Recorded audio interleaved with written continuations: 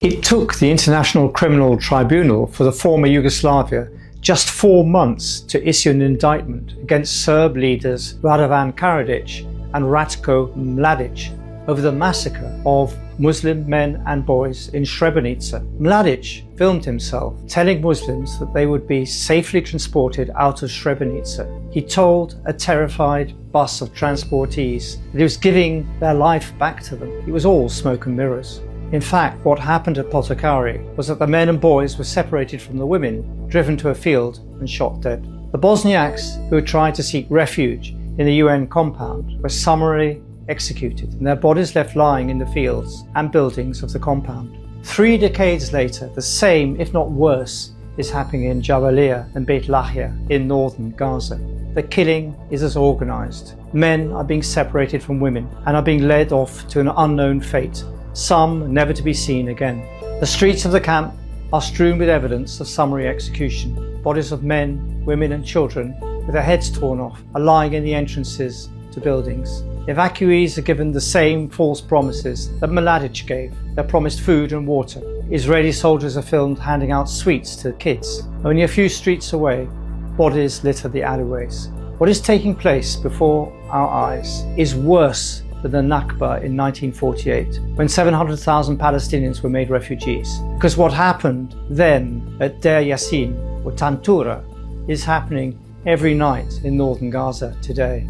The technology of killing has changed. The intent to leave no survivors behind has not. More than 8,000 Bosnian Muslim men and boys were killed in Srebrenica. There are up to 400,000 Palestinians in northern Gaza, dozens of whom are dying every night in artillery fire, drone strikes, or close-up in summary executions. What is happening in northern Gaza today is qualitatively different to any horror visited on Gaza in the last year.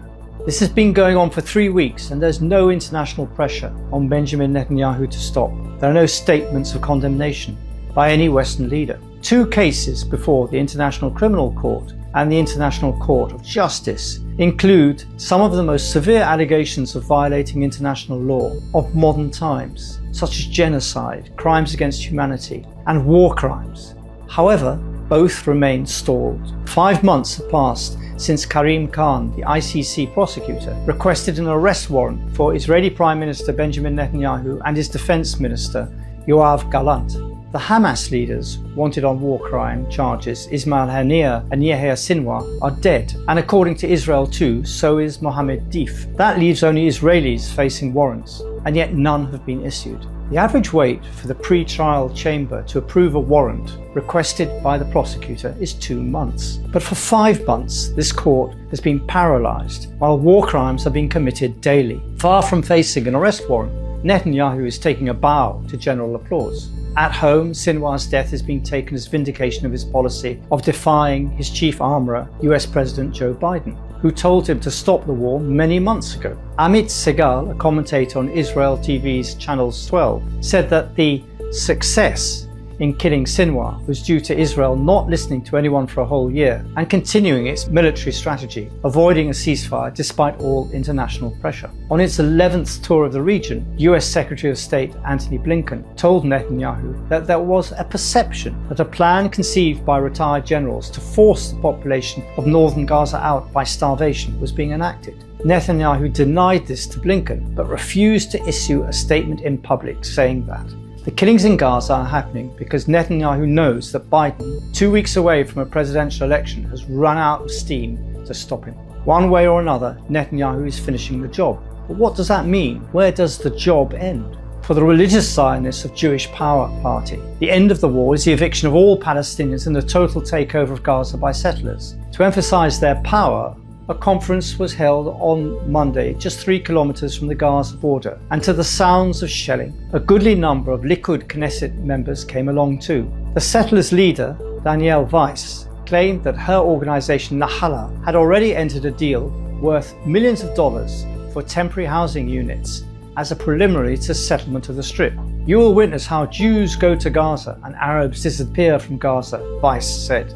Gatherings like these are dismissed by Israel's supporters as colourful cranks. unrepresentative of the state they still call Israel proper. The majority of Israelis reject the plan to reoccupy Gaza, they say. More telling than the presence of Israeli Security Minister Itamar Ben-Gvir at a conference in which Jews were dancing and celebrating Gaza's collapse were the Likud Knesset members who turned up. Netanyahu denies his plan is to empty Gaza, but his MK, Tali Gottlieb, knows her party leader better. She told Middle East Eye, "I have no doubt he is supporting the settlement of Gaza because it will bring more security, not just for around Gaza, but for Israel." Never have Israelis been so oblivious to the forces they are stirring up in the hearts of Arabs, regardless of background, clan or creed.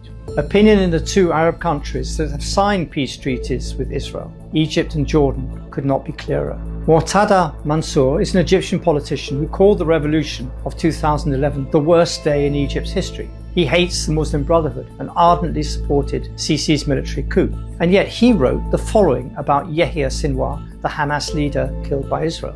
He did not flee to Paris or London, where some wealthy Arabs struggle in gambling halls and nightclubs, spending millions of dollars on their whims, while the children of the brotherly Palestinian people cannot find a drink of water.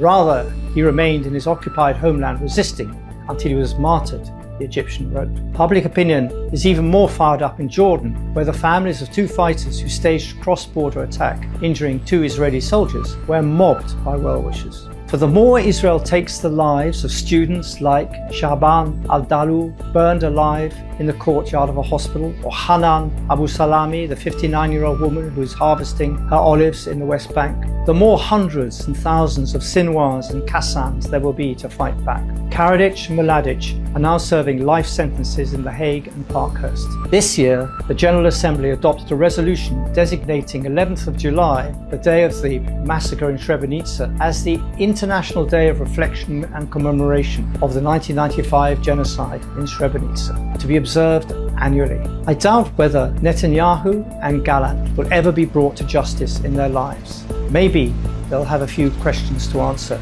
in the next.